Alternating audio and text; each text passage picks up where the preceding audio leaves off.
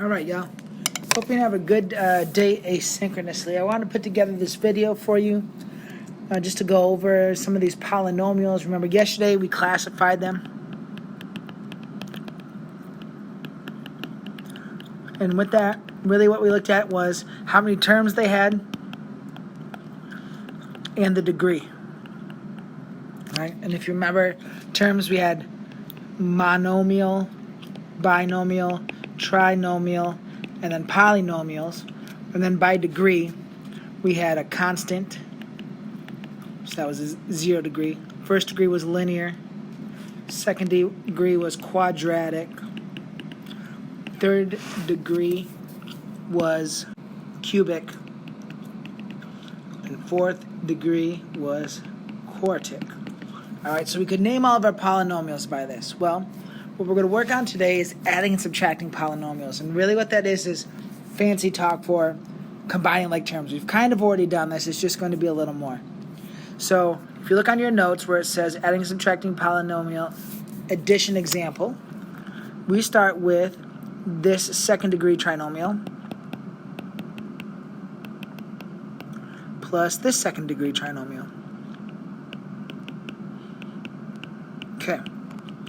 And so I know there are parentheses here, but if we view these all as addition, each as a term, as an 11x, a negative x squared, a plus 13, a 2x squared, a negative 23, a negative 5x, you know how I'm always encouraging us to think of our negatives as, or subtraction symbols as negatives? We can go in any order we want if we do that because it's like it's all addition. So what I'm going to do here is just show you some organization, how I'm going to combine all these terms. This is kind of like our zombie problem from the beginning of the year. I like to underline like terms like this. Okay, so I have a negative x squared and a positive 2x squared. I can combine those two terms to give me x squared. All right, because this is negative 1, this is positive 2. That results in 1x squared left. Then I'm going to look at my x terms, so first powers. And 11x minus 5x is 6x. And notice I'm slashing those when I'm done. I just like organizationally. And then I've got these constants. A positive 13 and a negative 23. That's going to result in a negative 10. So I get this answer right here. And this answer is a second degree trinomial. Let's take a look at a subtraction example. So I'm starting with a second degree binomial here. And I'm taking away this second degree trinomial.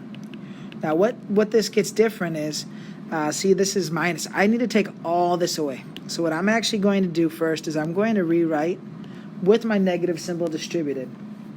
So that's going to give me 4x squared plus 5x minus 7x minus 3x squared minus 1. So I just distributed the negative to everything in there. Now I'm going to get organized again like I like to do. I've got some x squareds. A 4x squared minus 3x squared is an x squared. I used them. I've got a 5x and a negative 7x for a negative 2x. Used them. And I got a negative 1 constant there all by itself. And what's really cool is this value is this value. Those expressions are equal. And what that does for us is that allows us to say like, hey, it's the same thing, but this one down here, that's way easier to use. Especially if I knew an x value, I just substitute x into these two things, done. If I knew an x value up here, I got to substitute it into everything. So there's an addition and a subtraction example. What you'll see next in the video is I'll just do a bunch of slides showing answers to the rest of the example portion. And then your homework is going to be the third page, number 11 through 20, okay? One important reminder is to make sure your answers are in standard form, meaning highest degree term first, all right? Make sure your highest degree term is first. That's standard form. That's going to be for a half point, all right? So right here, you've got the key to the first 6. So again, just reminder, highest degree first. Make sure you use all the terms. I think 18, there's 3 of these terms all together, so be careful on 18, I would say. All right, so here are your next ones. I want to make sure you know that you try them out first before you're just plucking this off the video because You won't know anything if you're just plucking it off the video, all right? You got to practice it. You know me. Practice is important. So take a look. Feel free to pause it here, see where I got everything I got, okay? And then on the next slide, I'm going to give you the last two to check out. I'm actually just going to roll through it with you. So it says find the sum of 8p squared minus 2p plus 15 and 11 minus 2p squared minus 1. So if I view all these minuses as negatives, I got an 8 and negative 2 for a 6p squared. Use those. Did I forget? Nope. Okay. The only p term I have is negative 2p.